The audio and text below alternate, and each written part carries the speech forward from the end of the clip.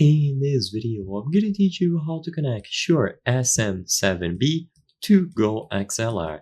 It's a very easy process, so make sure to follow along. The Shure SM7B is an XLR microphone, and the Go XLR is intended to be used with exactly that, XLR microphones, so connecting them couldn't be simpler. All that you need is a main XLR cable, so you will plug one end of the cable into the microphone itself.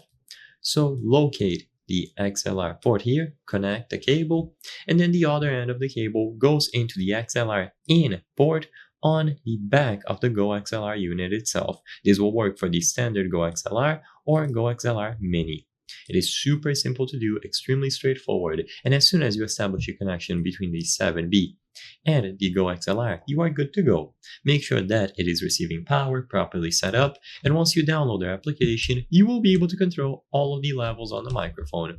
So you will be able to change gate, set up the equalizer, compressor, and so on. For this video, I'm not going to go over every single one of these settings. I recommend that you look and research for videos elsewhere because there are plenty of videos out there of people who have fine-tuned their 7Bs, so you can follow their videos for a proper instruction and guidance, or fine-tune according to your preferences. Change these sliders and all of the settings will be saved.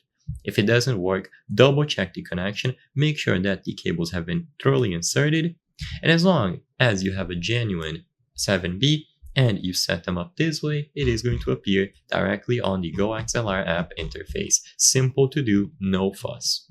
So I hope I was able to help you. If this video helped you, please consider subscribing. As you can see, 83% of the people watching our channel are not subscribed. So if you subscribe, you can help us from the channel make higher quality videos. So I highly count on your support. Thank you for watching, and I'll see you on the next one.